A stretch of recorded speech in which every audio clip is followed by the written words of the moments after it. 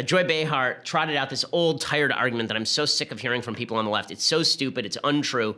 Here's Joy Behar. It's kind of consistent, though, in a way. When you think of a lot of these people who are anti-choice, they're very big on the fetus, but as soon as the child is born, they don't vote for additional help for the mother and the child. They don't want to pay for it. No, they won't pay for that. But they just want to fight for the rights. So they're really only interested in you before you're born. Once you're born, you're on your own. Well, okay, this is a common argument. That might be that is what it is, Sonny. It is what it is. Oh, it is what it is. I mean, she knows it. It's Whoopi Goldberg, too. Are you willing to raise this kid that you're demanding I have?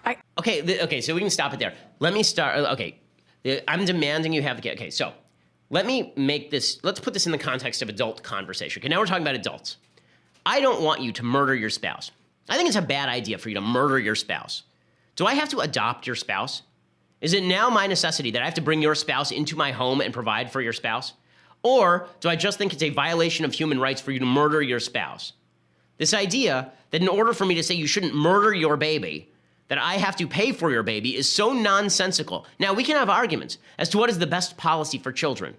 We can have arguments over whether there is a real problem of incentivizing women to have children out of wedlock when the government is going to pay for them, because the single motherhood rate has skyrocketed in the years since welfare was instituted. Okay, we can ask these questions. We can say, is this policy the best one for incentivizing men to stay in the home and raise their children alongside women?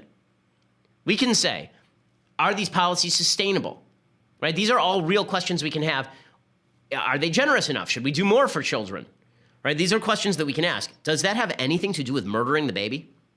This idea that I don't want you to kill someone, and therefore I have to make them a part of my immediate family or pay for them, is insipid. It's insipid. Okay, it's like saying that if you wanted to free the slaves in the South in 1863, well, I don't see you adopting slaves into your family. I don't see you taking that slave and letting him marry your kid. How about I don't like people being enslaved? Like this utter disconnection, it's a complete non sequitur. But it's something that the left loves to use because they're trying to evade responsibility for the idea that it's fine for a woman to kill her baby because she's poor. That's really what they're saying here. They're really saying that if I'm not going to pay for your baby, you should be allowed to kill your baby, which is an insane argument that they would never actually make. But that's really what they're saying. If you get to the root of the logic, that is the logic that they are using.